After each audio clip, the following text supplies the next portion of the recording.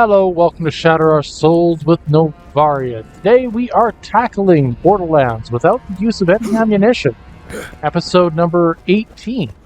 We are tackling Baron Flynt to see where we go from there. Now, I'll admit, this has been a long time coming.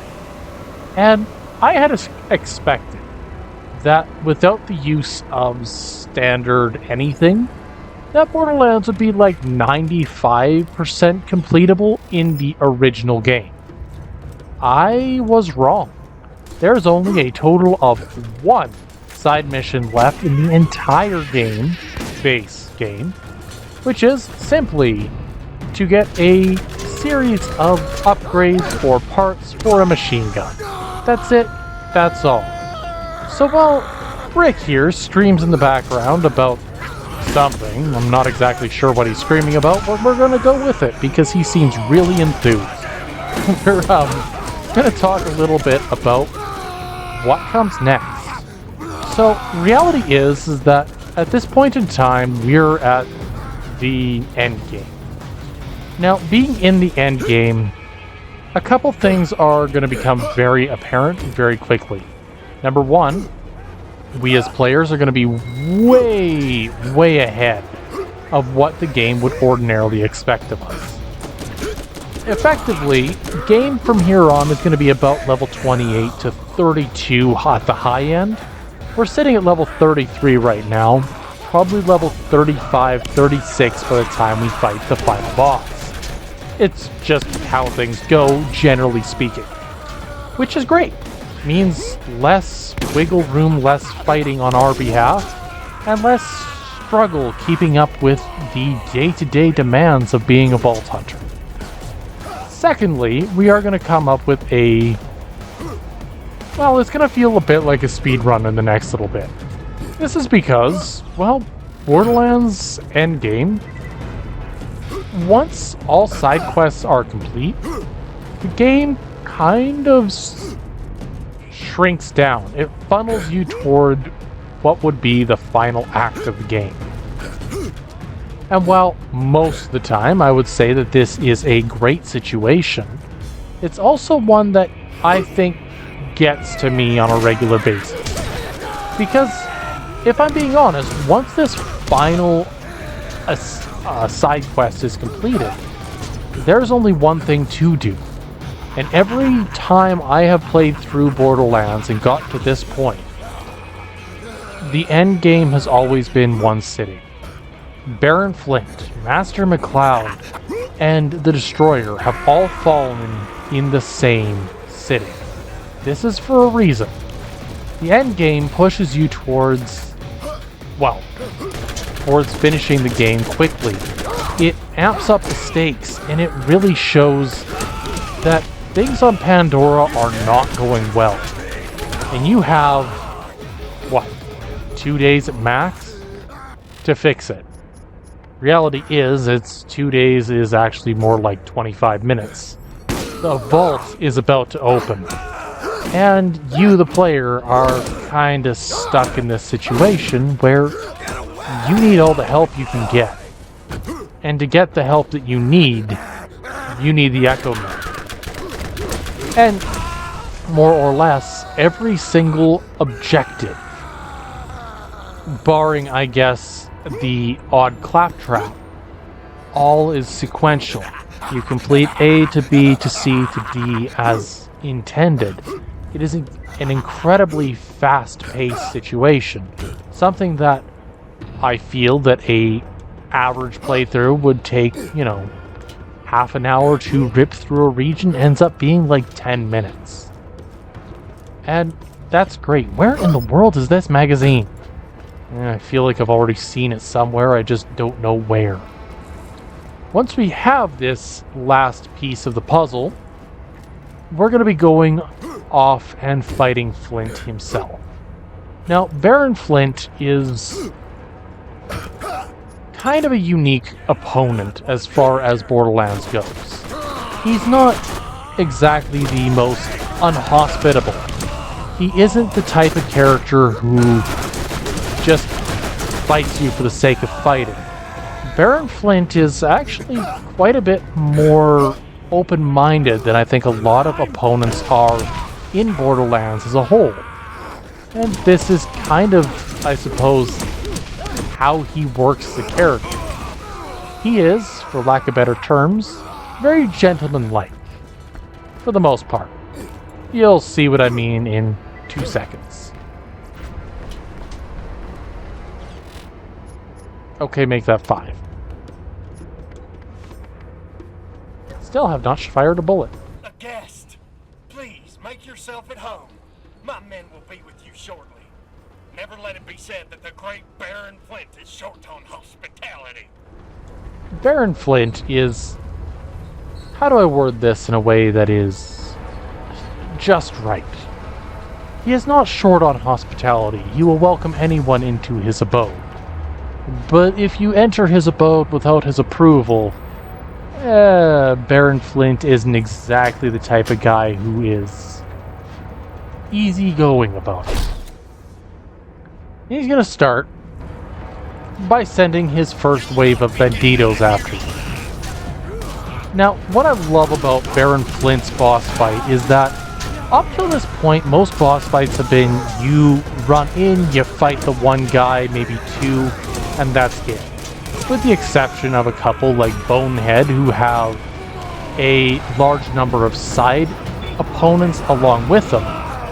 Most of them end up just kind of existing as solo fighters or something of that nature.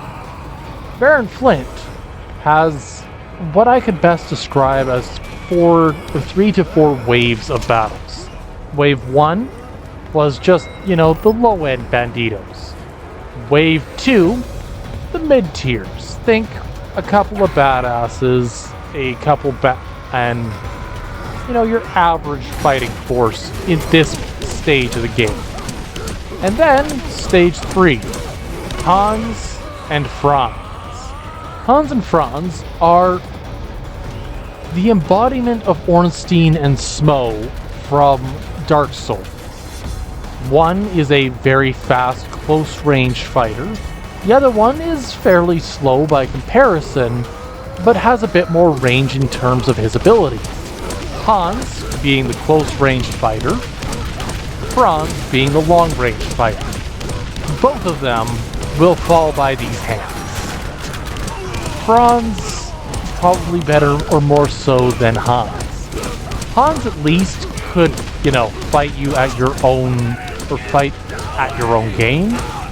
Franz can't. Once the two of them are defeated, the arena opens up again.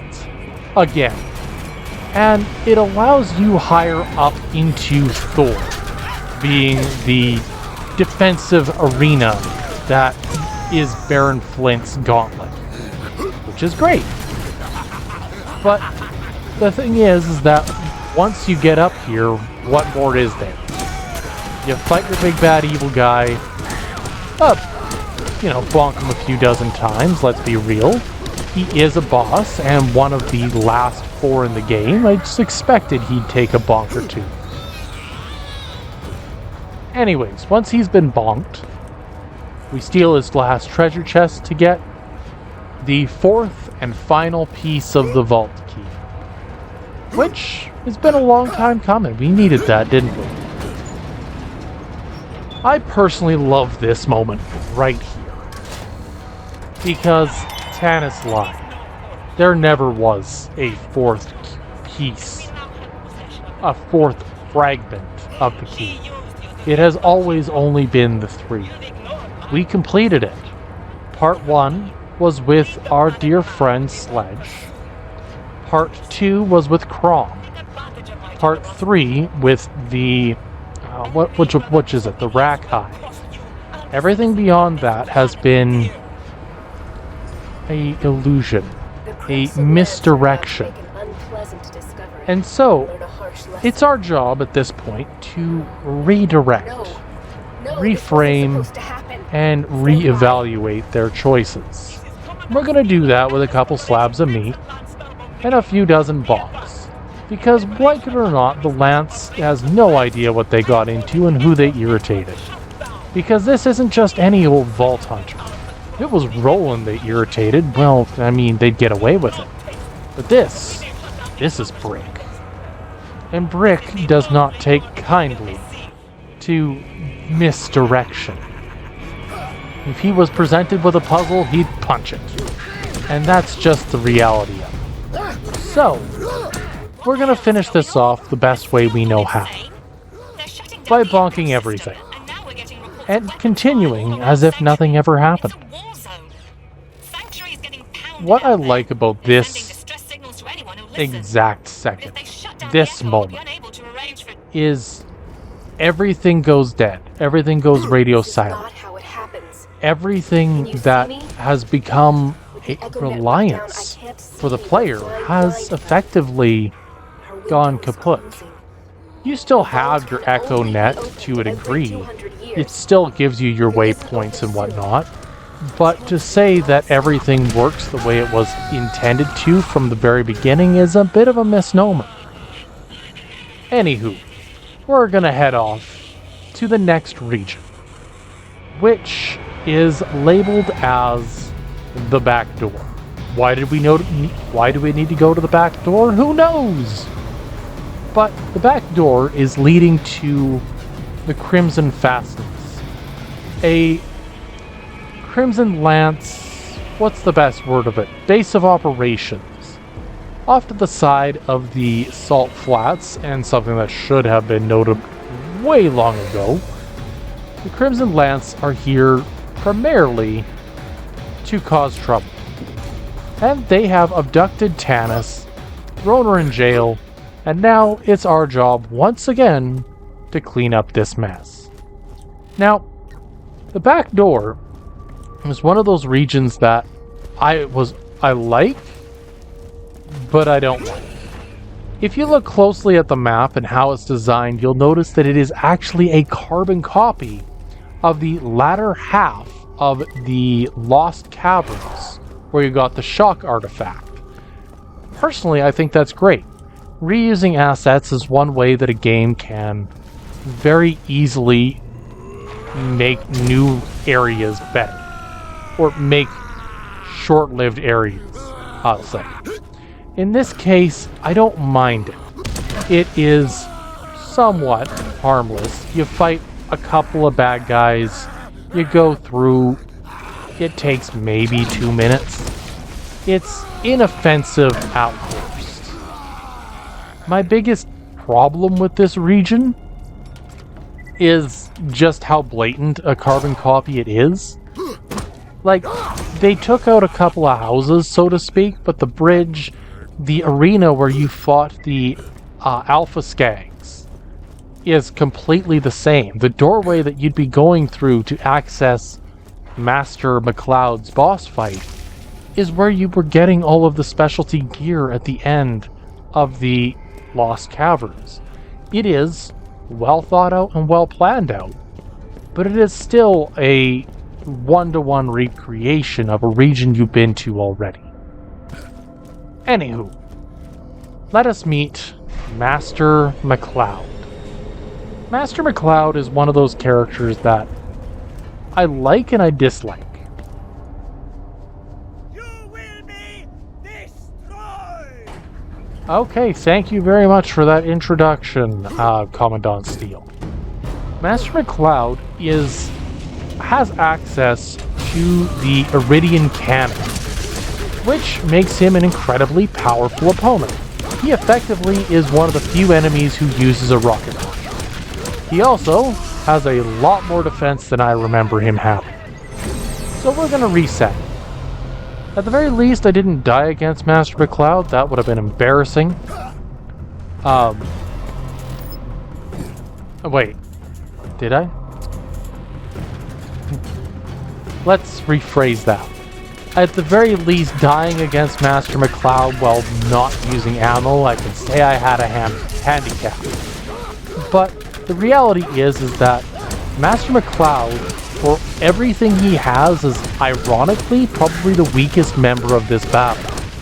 The Lance Royal Guards are much harder hitting as far as consistency goes than Master McCloud is. I'd like to say that Master McCloud is capable of doing more than his bodyguards, but the reality is that he has to hit you first. And the Iridian cannons are not known for having exceptional, exceptional accuracy. They are pretty well giant cannons that fire willy-nilly and you get what you get. And, ow. Okay, maybe he does have a little bit more going for him. And of course the Royal Guard backs off right at the wrong moment. Okay, reset number 2. I feel like this is going to be a trend today. I think I might be a little too gung-ho. Nah, no such thing in Borderlands. Oh, that's just rich. He had 1 hit left even as it was. Okay, rebonking. The Lance Royal Guards I personally like because they are a higher end version of the same enemies we've been fighting.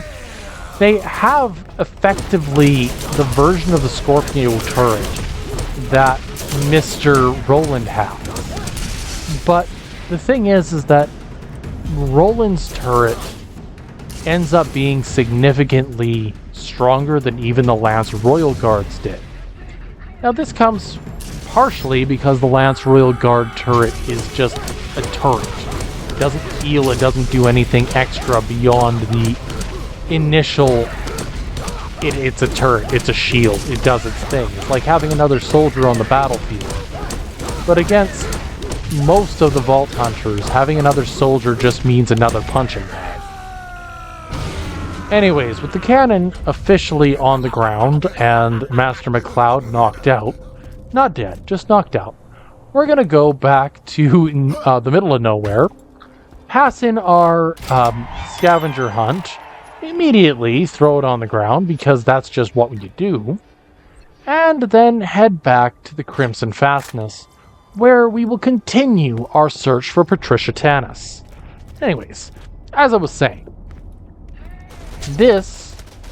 we are reaching the official final side quest in the game.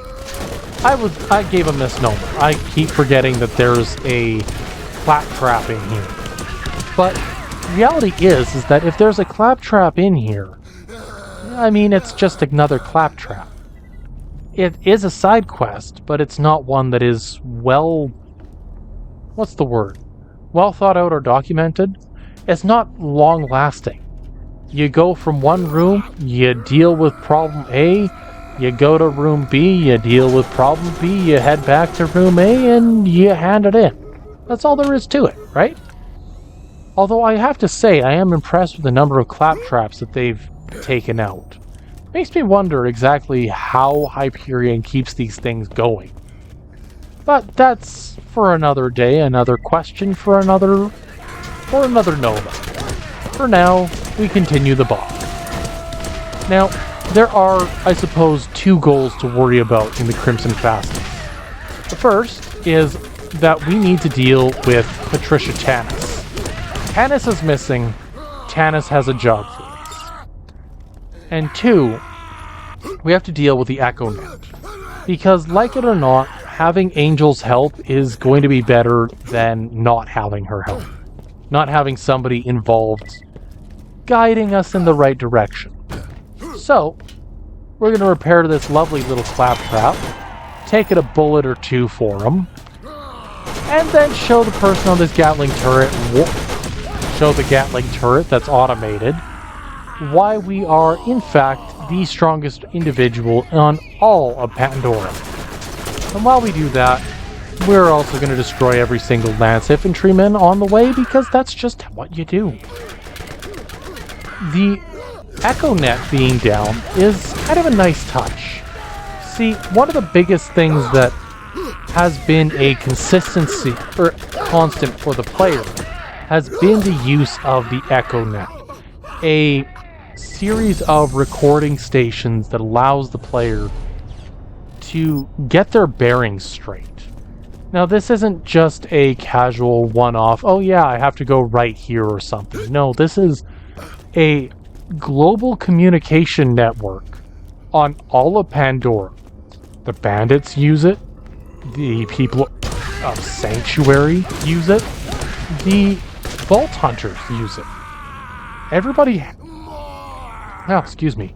Everybody has it. Everybody uses it. But the Lance shutting it down just means that they officially lock everybody out of consistent communication. Communication can, and does in many cases, fight battles for you. You don't need to have the strongest army out there if you have the communication necessary to mitigate the concerns that might pop up. Anyway, we've gotten our last batch of upgrades. We've got a few more, one more major thing to do. We need to get the Echo console back online. Why the Echo console is under the control of the Crimson Lance, I will never know. Oh, that's wonderful. So we gotta stop those guys. And by stop them, I mean let's take them out, because that's exactly what Brick is gonna do. I don't know. The Crimson Fastness is a region that I like. It's very fast, it's a very quick region to get through. It's not one that overstays its welcome. But I feel like I've made my opinion very clear recently that I prefer indoor battle arenas, where effectively the arena itself has more hiding places, less open air combat, so to speak. Open air combat, while it is something that Borderlands does exceptionally well, is not something that necessarily leaves me feeling all the warm and fuzzies. I like the inner area combat because it gives me more regions to hide to find a secondary or tertiary way of getting around my problems. I don't necessarily need to be the strongest guy out there. I just need to be stronger than the guy beside me. Anyways, with all of this being said, welcome to, I believe this is the Crimson Frontonomy. Don't quote me on that, it's been a little while. We have a couple side objectives, three objectives to complete today here. There are 3 consoles, one in each corner of the region, that activate a third of the Echo Net, what I'll call the Echo Net barrier system. It's basically the shutdown system. But if we can shut down these 3 modules, then we'll have access to the Echo Net again, and bada bing bada boom, we're good, right? That's at least how I understand it to be. So we're going to start with this one over here. I'm feeling lucky. Not sure if this punk is. Okay, maybe I'm not as lucky as I thought. Let's... Take two. Carl, cut the camera. Anyways, as I was saying, we have 3 major transmitters to deal with. The one to our right here is by far the easiest to access, but is also one of the hardest in terms of your initial experience dealing with this. Every time I do this, the first one is always the hardest. It could simply because, you know, it's right around the corner, it's intended to be the one that you deal with first. But I also believe that part of the difficulty dealing with this one has to do with the fact that your enemies are rather well dug in this region. It's not like you're going in and facing them or facing off against most of these bad guys for the first time. Carl, cut the camera again. Oh, having a day. Okay, so, now that we're in the middle of the corpse run back here, the problem with this particular one is that they are well dug in. You're not expecting to get in one go, because most of the time your opponents have the one up on you to begin with. The primary goal is to simply sneak past them and get inside the building. Once you're inside, you have a choke point that can turn around and fight back any entity, any enemy in your way with relative ease. That's more or less where I'm going at when I say this. Once you're through the door, you're fine. And if they don't follow you, they don't follow you. Reality is, if they don't, you're home free. And that's perfect. Door 1, door 2, and hit the switch. Now, personally, I would punch it if I was Brick, but apparently he knows more about technology than I do, and he's being very kind about pushing the right buttons today. Anywho, with that, the first console is down. We're going to tackle these opponents and clear out this arena, because like it or not, EXP at this point in time is incredibly useful. And I don't exactly like the idea of dying 15 dozen times today. That's just not my thing. Also, has anybody noticed that the eyes of the badasses are always these giant glowing mess? Like, I get that they're intended to look terrifying or menacing, but I feel like a part of it is just that they don't look human when they hit the badass levels. Could be me, but that's my personal opinion on kind of how the eyes look. Anyways, 1 down, 2 to go. Round 2 is anticipated to be easier than the first one. They don't have as much that dig them in, and you can approach from more than one area, meaning that theoretically they are spreading their forces a little bit thinner than they did in the first one. Which is great, because I really don't want to die again. That's just a, general no-go for me. Also, we have to talk about the other threat on this area. An enemy type that we have not seen since the, the Dull Headlands? The Guardians. Now, Guardians come in a couple different flavors. You have the basic Guardians, the Badass Guardians, and the Sarah Guardians. You also have the, I believe they're like Guardian turrets or something. Basically just larger versions that throw in an arc instead of directly at the opponent. Each of these various Guardian types are meant to be a step up from the guys before them. Hey, I survived on 10 HP in a dream. Effectively, if I got hit one more time, I would have died. Cool. Well, 1 HP in a dream or not, we're going to tackle what's left here. Now, the wonderful thing about this situation we're in, going forward here, is that for the rest of this region, we are also going to have the help of the Sierra Guardians. The Sierra Guardians, also known as Sarah Guardians, are kind of a play on the word seraphim, which is angelic, at least in nature. Seraphim tend to be seen as angelic beings, typically a little bit on the, shall we say, high reverence range. And so the Sarah Guardians are angelic guardians that float around. They do what they always do. They are there to be of help to you in whatever that ends up being. But they also struggle to distinguish between friend and foe, meaning that once they turn on you, that's it. You're on your own, so to speak. The Lance Infantry are going to be focused in on the Sarah Guardians.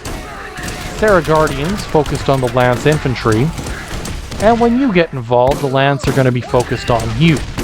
Once the Lance are no longer focused on you due to a few people being knocked out, we end up with that lovely situation of the Sarah Guardians wanting to get their piece of the battle settled, shall we say. And they're going to attack you. Now, regardless of what ends up happening, you're going to end up with multiple entities fighting you. My recommendation is, unironically, to focus on fighting the Guardians first. Because a low-level Sarah Guardian will give about 500 to 1000 HP. not HP, XP. A high-ranking lance will give about the same, which means for every single one of the Sarah Guardians you take down, it's like taking down 3 standard lances. This is huge boost. And so, I will say unironically to try to fight back against the Sarah Guardians however you can. However, we run into another issue. Brick can't hit at an angle against most opponents, especially not those above him. Now don't get me wrong, we did experience in the past that Brick does have Go-Go Gadget arms and can hit enemies high above him.